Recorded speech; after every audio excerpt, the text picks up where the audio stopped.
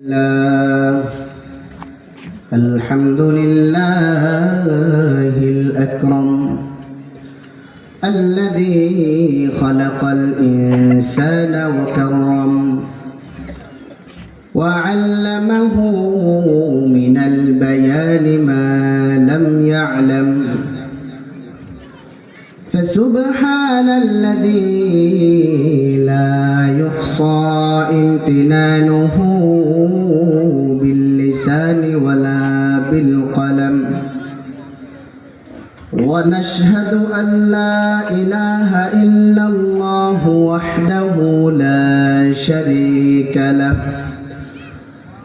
ونشهد أن سيدنا وسندنا وحبيبنا ومولانا محمدا عبده ورسوله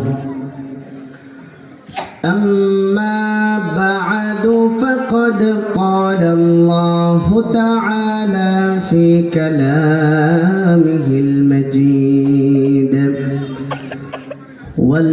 والفرقان الحميد أعوذ بالله من الشيطان الرجيم بسم الله الرحمن الرحيم كل نفس ذائقة الموت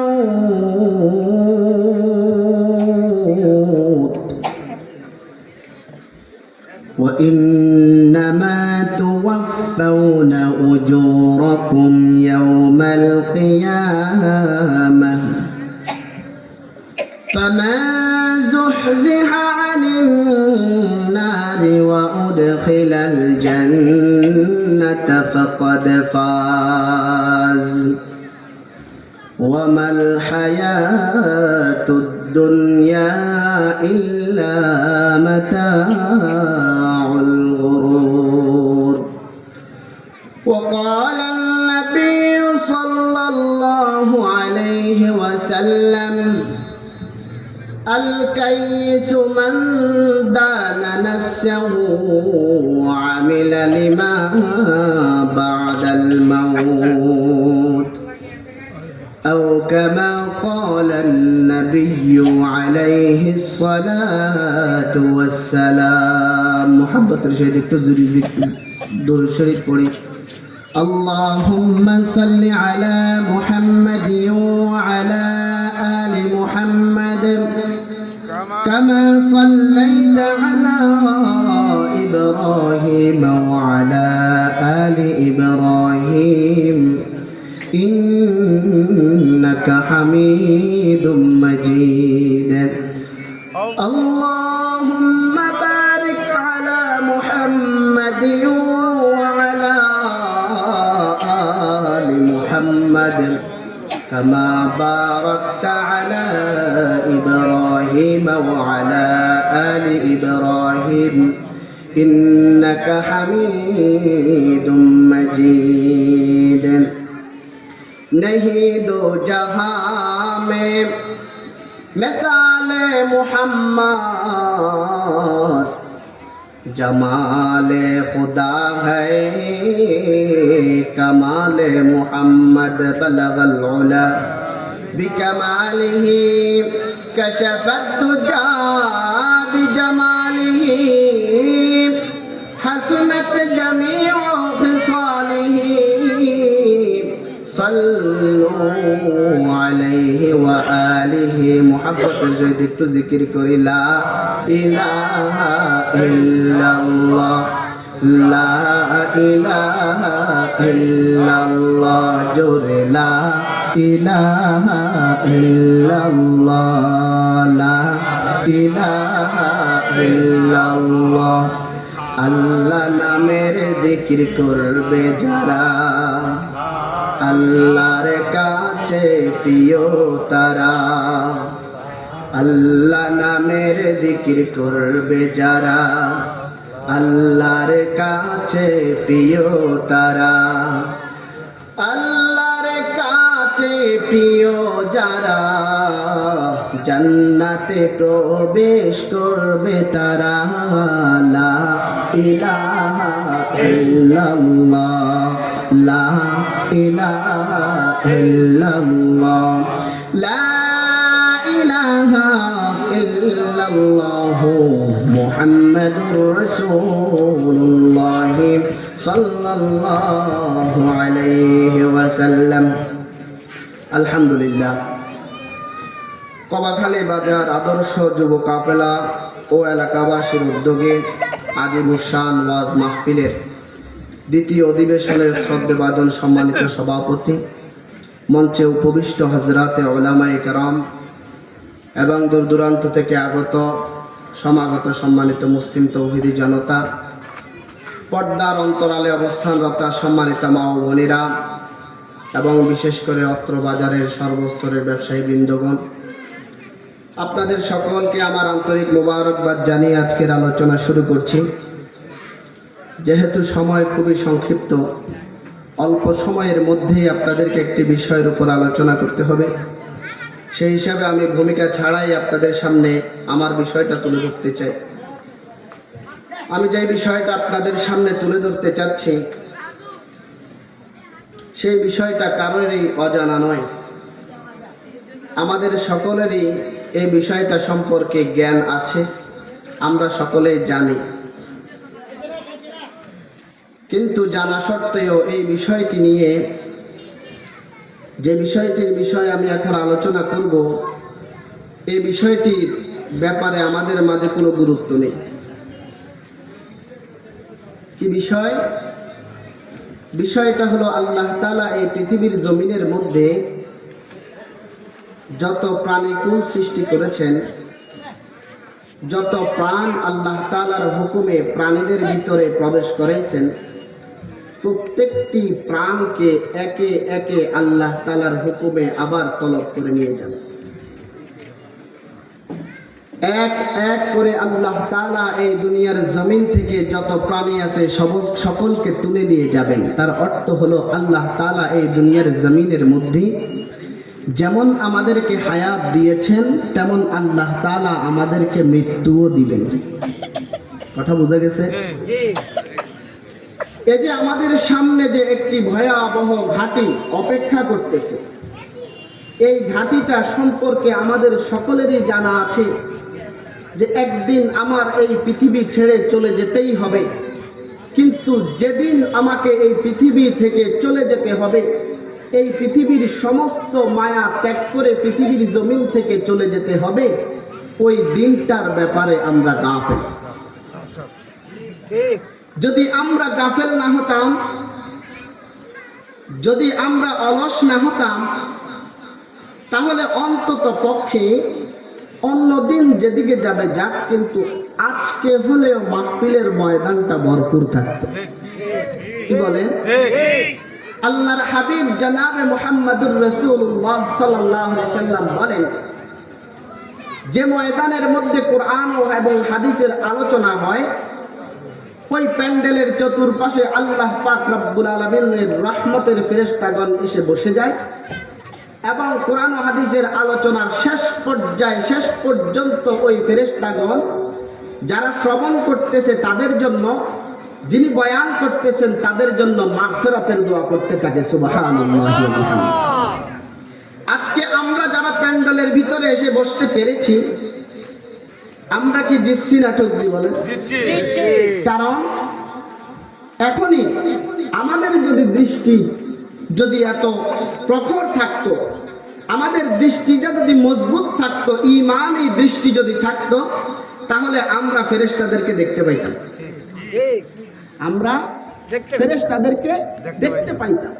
কিন্তু আল্লাহ তাআলা বলেন, না রে বান্দা, না, দুনিয়ার জমিনের মধ্যে এমন চক্ষু দেব না যেই চক্ষু দেখে ফেরেশতারা সওয়াব লিখতেছে, এটা দেখে দেখে আমার জন্য ইবাদত করবে। এটা হবে না, এটা হবে না। আলিমুল গায়ব, গায়ব সম্পর্কে তোমার ধারণা রাখতে হবে। গায়েবের উপরে ঈমান আনতে হবে, সওয়াব লিখতেছে এটার উপর বিশ্বাস স্থাপন করতে হবে, মৃত্যু আসবে এটার উপর বিশ্বাস স্থাপন করতে হবে, আখিরাত আসবে এটার উপর বিশ্বাস স্থাপন করতে হবে। যদি বিশ্বাস স্থাপন করো তো তোমার সফলতা। এজন্য আল্লাহ তাআলা আমাদেরকে আমাদের এই চামড়ার চোখে ফেরেশতারা যে আমাদের জন্য মাগফিরাত চায় এটা দেখার সুযোগ করে দেন নাই। কারণ এই দুনিয়াটা হলো ইমতিহানের জায়গা। কিসের জায়গা? ইমতিহানের জায়গা। এর আগেও হুজুর আলোচনা করেছেন, আল্লাযী খালাকাল মাউতা ওয়াল হায়াতা লিয়াবলুয়াকুম আইয়ুকুম আহসানু আমালা। আল্লাহ তাআলা আমাদেরকে দুনিয়ার জমিনে প্রেরণ করেছেন কেন? কোন বান্দা আল্লাহ তাআলার জন্য, আল্লাহ তাআলাকে সন্তুষ্ট করার জন্য ভালো ভালো আমলগুলো বেছে বেছে করে। এজন্য আল্লাহ তাআলা আমাদেরকে দুনিয়াতে পাঠিয়েছেন।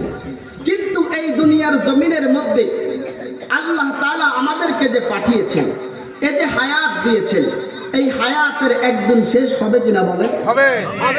আপনি কি মনে করেছেন যে আপনি শুধু পৃথিবীর জমিন থেকে বিদায় নিয়ে যাবেন?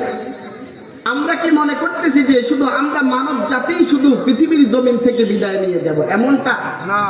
নাকি পৃথিবীর জমিনের মধ্যে যত প্রাণীকুল আছে সব প্রাণীকেই মৃত্যুর স্বাদ গ্রহণ করতে হবে?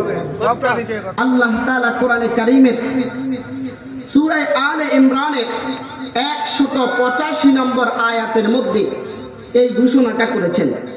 এছাড়াও আল্লাহ তাআলা আরো 3টি জায়গার মধ্যে সমস্ত প্রাণীকুলের প্রাণ একদিন নিয়ে নিবে, মৃত্যু দিবে, এই বিষয়ে আল্লাহ তাআলা 4টি জায়গার মধ্যে আলোচনা করেছেন। আমি সময়ের সংক্ষিপ্ততার কারণে একটা জায়গা আপনাদের সামনে উল্লেখ করব।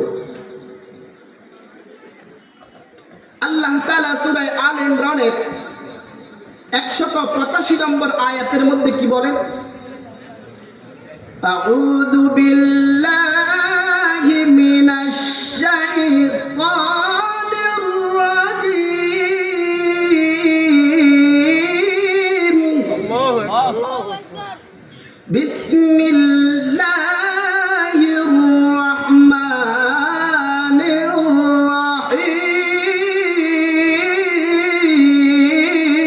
আল্লাহু আকবার।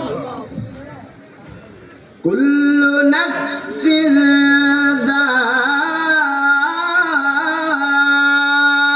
যায়িকাতুল মাউত। আমার আল্লাহ রাব্বুল আলামিন কুরআনে কারীমের সূরা আলে ইমরানের 185 নম্বর আয়াতের মধ্যে মালিক ঘোষণা করেন, হে পৃথিবীর জমিনের মানুষ শোনো, আমি এই পৃথিবীর জমিনের মধ্যে হাজারো হাজারো প্রাণী আমি আল্লাহ রাব্বুল আলামিন সৃষ্টি করেছি। তোমরা আমি আল্লাহ রাব্বুল আলামিনের দেওয়া এই প্রাণ পেয়ে, তোমরা আমি আল্লাহ রাব্বুল আলামিনের এই হায়াত পেয়ে তোমরা এই বিষয়টা মনে করিও না যে আমি দুনিয়ার জমিনের মধ্যে হায়াত পেয়েছি, আমার কখনো মৃত্যু হবে না। এই জিনিসটা যদি তোমরা মনে করো তাহলে তোমরা বোকার স্বর্গে বাস করছো। এই জিনিসটা যদি তোমরা মনে করো যে তোমাদের কাছে মৃত্যু আসবে না, আমি চেয়ারম্যান এজন্য আমার কাছে মৃত্যু আসবে না,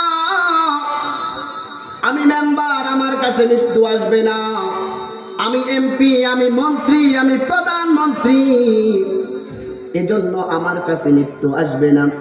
আল্লাহ রাব্বুল আলামিন বলেন, আরে বান্দা না, তুমি যত বড়ই বাদশা হও না কেন, তুমি যত বড় মালিক হও না কেন, তুমি যত বড় রাষ্ট্রের পাহারাদার হও না কেন, যেই হও না কেন, যত বড় বড় রাজা বাদশা হও না কেন, আমি আল্লাহ রাব্বুল আলামিনের স্পষ্ট ঘোষণা হলো, দুনিয়ার জমিনের মধ্যে প্রাণ নিয়ে জন্মগ্রহণ করেছো, তার অর্থই হলো তোমার একদিন অন্তিম মুহূর্ত আসবে। তোমার অন্তিম মুহূর্ত আসবে, এটা কেউ ঠেকাতে পারবে না, কেউ ঠেকাতে পারবে না। শুধু তাই নয়, মৃত্যু আসবে তা নয়, আমার আল্লাহ রাব্বুল আলামিন বলেন, আমি প্রত্যেকটি মানুষের জন্য নির্দিষ্ট সময় রেখেছি। নির্দিষ্ট হায়াত রেখেছি। আপনার হায়াত যদি 80 বছর হয়, 80 বছরের চেয়ে 1 সেকেন্ড বেশি আপনাকে হায়াত দেওয়া হবে না। আপনার হায়াত যদি 90 বছর লেখা হয়, 90 বছরের পরে 1 সেকেন্ড সময় আপনাকে বেশি দেওয়া হবে না।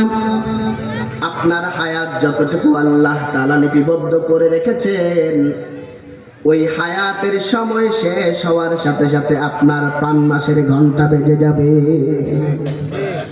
অনেকে চেয়েছেন এই দুনিয়ার জমিনে থেকে যাব, অনেকে টার্গেট নিয়েছেন, মাইকেল জ্যাকসন টার্গেট নিয়েছেন আমি 150 বছর বাঁচবো। 150 বছর বাঁচার জন্য যত ডাক্তার, ইঞ্জিনিয়ার যাদেরকে প্রয়োজন সবাইকে নিয়ে এক ঘরের মধ্যে চেক আপ করে সে নিজেকে চেয়েছে 150 বছর বাঁচার টার্গেট নিয়ে। আমার আল্লাহ রাব্বুল আলামিন বলে, হ্যাঁ মাইকেল জ্যাকসন, তুমি মাইকেল জ্যাকসন হতে পারো, কিন্তু আমি আল্লাহ রাব্বুল আলামিন যেই হুকুম দিয়েছি ওই হুকুম থেকে 1 মিনিট সামনেও নেওয়া হবে না, 1 মিনিট আগেও নেওয়া হবে না, 1 মিনিট পেছনেও নেওয়া হবে না। মাইকেল জ্যাকসন মাত্র হায়াত পেয়েছেন 50 বছর। দুনিয়ার সমস্ত ডাক্তারদেরকে এক জায়গায় করেছে মাইকেল জ্যাকসন, হায়াতটাকে শুধু 50 থেকে 150 করবে, পারে নাই। আমার আল্লাহ রাব্বুল আলামিন বলেন, তুমি হায়াত পাবে 50, তোমার 50 থেকে 1 মিনিট সামনে যাওয়ার কোনো সুযোগ নাই। আমার আল্লাহ রাব্বুল আলামিন সূরা আরাফের মধ্যে বলছেন, ওয়ালিকুল্লি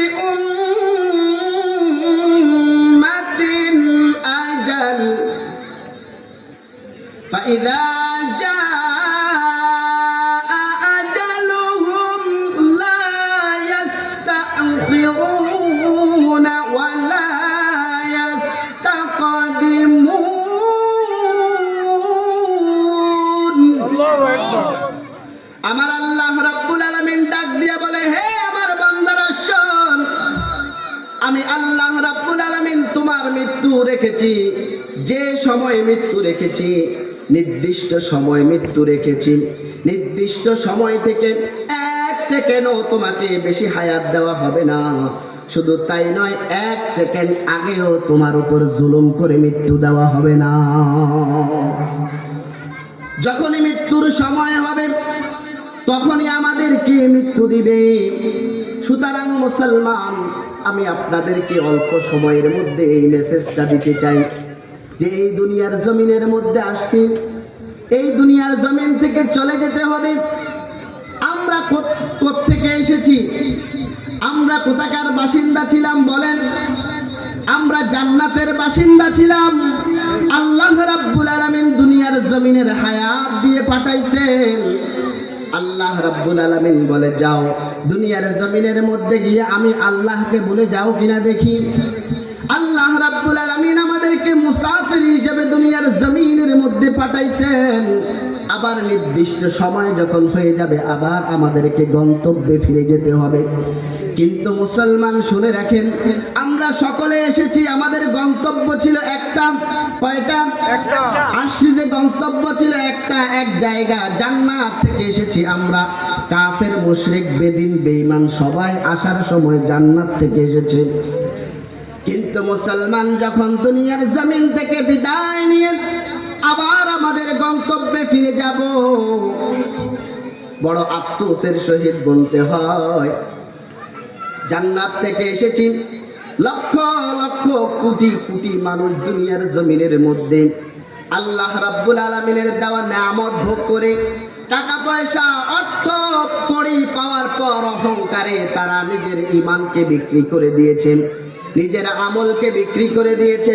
যার কারণে যদিও বা আমাদের গন্তব্য ছিল জান্নাত, কিন্তু এসেছি জান্নাত থেকে দুনিয়ার ধোঁকার মধ্যে পড়ে গিয়ে আবার যখন যাব তখন আর সবাই এক গন্তব্যে যাওয়ার সুযোগ হবে না। মুসলমান, আপনারা ঠিক বললেও ঠিক, ঠিক না বললেও ঠিক, এই দুনিয়ার জমিনের মধ্যে আপনি এসেছেন আমল করার জন্য। এই দুনিয়ার জমিনে আমাদের আমাদেরকে আল্লাহ রাব্বুল আলামিন ইবাদত করার জন্য দুনিয়ার জমিনে পাঠাইছেন। আল্লাহ রাব্বুল আলামিন বলেন, ওয়া মা খালাকাতুল জিন্না ওয়াল ইনসা ইল্লা লিয়াবুদুন।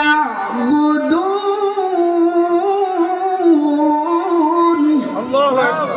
আমার আল্লাহ রাব্বুল আলামিন ডাক দিয়া বলে, হে রে বান্দা শোন, আমি আল্লাহ রাব্বুল আলামিন মানব জাতি এবং জিন জাতিকে আমি দুনিয়ার জমিনের মধ্যে আমার ইবাদতের জন্য সৃষ্টি করেছি। যদি আমার ইবাদত করতে পারো, যদি আমার উপর ঈমান স্থাপন করতে পারো, যেই গন্তব্য থেকে দুনিয়ার জমিনে এসেছিলে ওই গন্তব্যের মধ্যে আমি আল্লাহ আবার পৌঁছায়া দেব। গন্তব্যে যাওয়ার জন্য যেটা করতে হবে, আল্লাহ রাব্বুল আলামিন বলেন, ইন্নাল্লাযীনা আমানু ওয়া আমিলুস সালিহাত কানাত লাহুম জান্নাতুল ফিরদাউসি নুজুলা। আল্লাহ রাব্বুল আলামিন বলেন, তোমরা দুনিয়ার জমিনের মধ্যে এসেছো জান্নাত থেকে, যদি তোমরা আবার পুনরায় জান্নাতে যেতে চাও তাহলে তোমাদের যেই কাজটি করতে হবে, দুইটা কাজ করলেই তোমরা আবার পুনরায় জান্নাতে চলে যেতে হবে। তোমরা আবার পুনরায় জান্নাতে যেতে পারবে। দুইটা কাজ হলো সহজ, দুইটা কাজ। এক নম্বর কাজ হলো আমার আল্লাহ রাব্বুল আলামিনের উপর ঈমান আনায়ন করা। আমার আল্লাহ রাব্বুল আলামিন যে সমস্ত বিষয়গুলোর উপর ঈমান আনতে বলেছেন ওই সমস্ত জিনিসগুলোর উপর ঈমান আনা এবং ঈমানের উপর অটল থাকা। দ্বিতীয় নম্বর কাজ হলো ওয়ামিলুস সালিহাত, ঈমানের সাথে সাথে ভালো আমলগুলো করা। বলে হুজুর ভালো আছেন, মা আতাকুমুর রাসূল ফাখুযু ওয়া মা নাহাকুম আনহু ফান্তাহু। আমার আল্লাহ রাব্বুল আলামিন বলেন, মা আতাকুমুর রাসূল ফাখুযু, আমার রাসূল যা কিছু নিয়ে এসেছেন করার জন্য আদেশ করেছেন তা করো, আর যা কিছু করার জন্য নিষেধ করেছেন তা থেকে বিরত থাকো। এটার নাম হলো ওয়ামিলুস সালিহাত। আমার পয়গম্বর নামাজ পড়তে বলেছেন, তো আপনি যদি নামাজ পড়েন তো আপনি ওয়ামিলুস সালিহাত করেছেন। আমার পয়গম্বর রোজা রেখেছেন, আমি যদি রোজা রাখি তো আমি ওয়ামিলুস সালিহাত করেছি। ঠিক কিনা জোরে বলেন। আমার পয়গম্বর যাকাত দেওয়া শিখাইছেন, আমার যদি যাকাত ফরজ হয় যাকাত দেওয়া হবে, যাকাত দিতে হবে, ওয়ামিলুস সালিহাত। আমার উপরে যদি হজ ফরজ হয় তো আমাকে হজ করতে হবে মুসলমান, এটা হলো ওয়ামিলুস সালিহাত। কোরআন তেলাওয়াত করা ওয়ামিলুস সালিহাত, সত্য কথা বলা ওয়ামিলুস সালিহাত, সততার সাথে ব্যবসা বাণিজ্য করা এটা ওয়ামিলুস সালিহাত।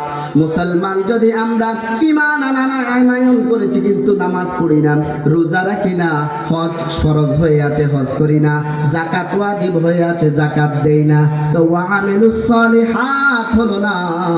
ঈমান আছে তারপরেও ওয়ামিলুস সালিহাত না করার কারণে গন্তব্যে যাওয়ার কোনো সুযোগ নাই। গন্তব্যে যেতে হলে নেক আমল করতেই হবে।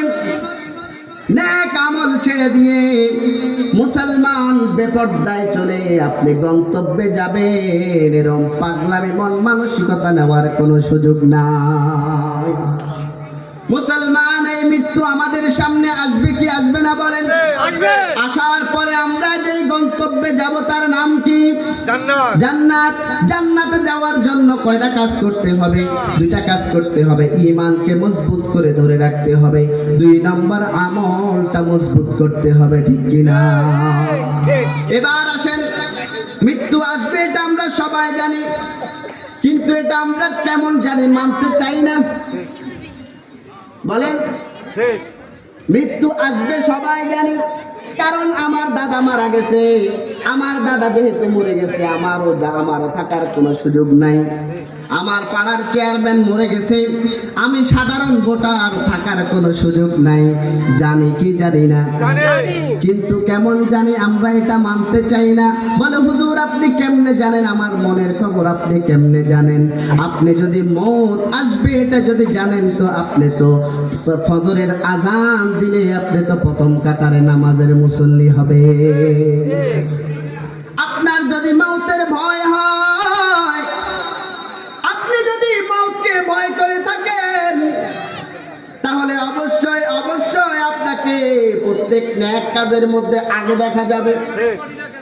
আপনি যেহেতু নেক কাজের মধ্যে কোনো জায়গায় আগে থাকেন না, তার অর্থ হলো আপনি জানার পরেও কেন জানি আপনি মৃত্যু আসবে এটা মানতে চাচ্ছেন না।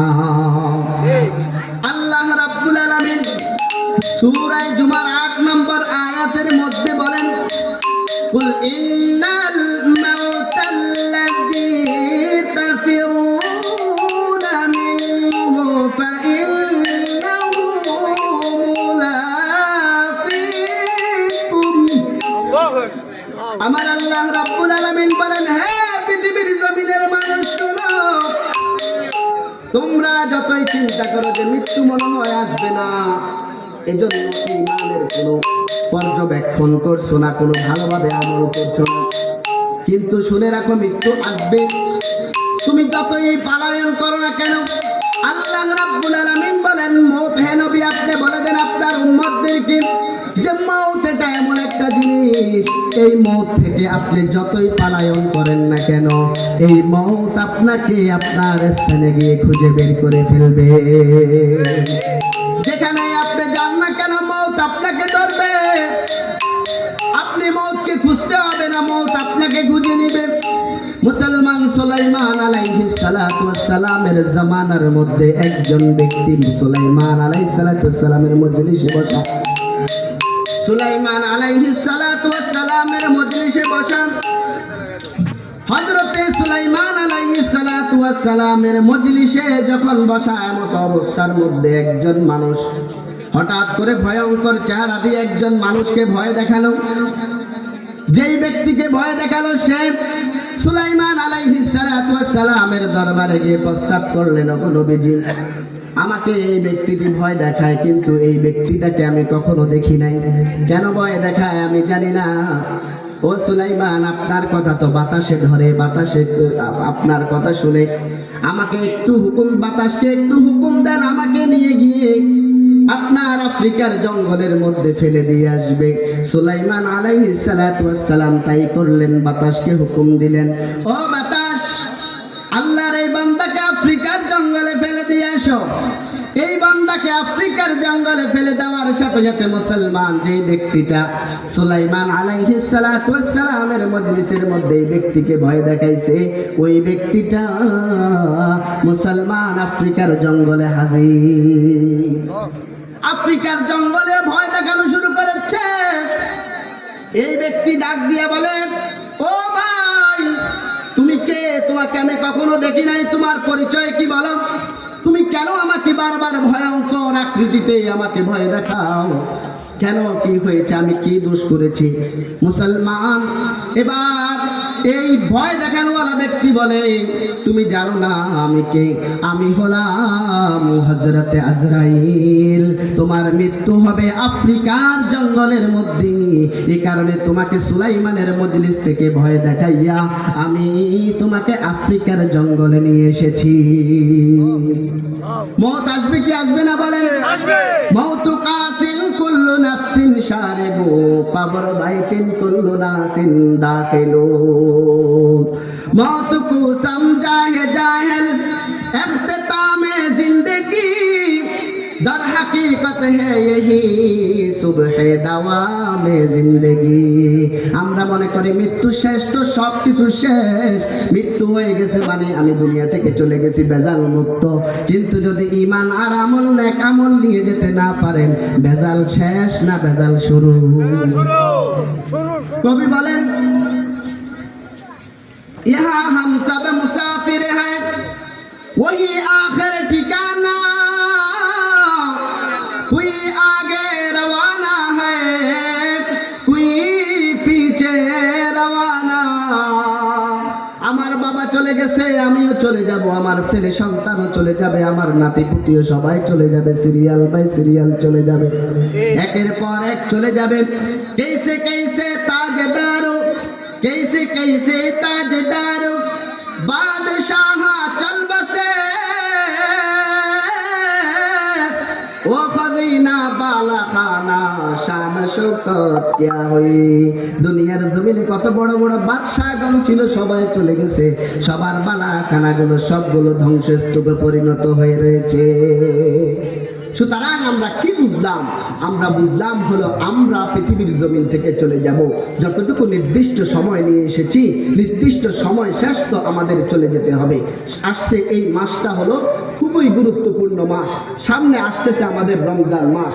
আমরা প্রতিজ্ঞা করব আমাদের হায়াত যদি আল্লাহ তাআলা রমজান পর্যন্ত দেয়, ইনশাআল্লাহ এই রমজানকে কদর করব তো ইনশাআল্লাহ, রমজানের 30টি রোজা রাখবো তো ইনশাআল্লাহ। আল্লাহ তাআলা আমাদের সকলকে আমল করার তৌফিক দান করেন। ওয়া আখিরু দাওয়ানা আলহামদুলিল্লাহি রাব্বিল আলামিন।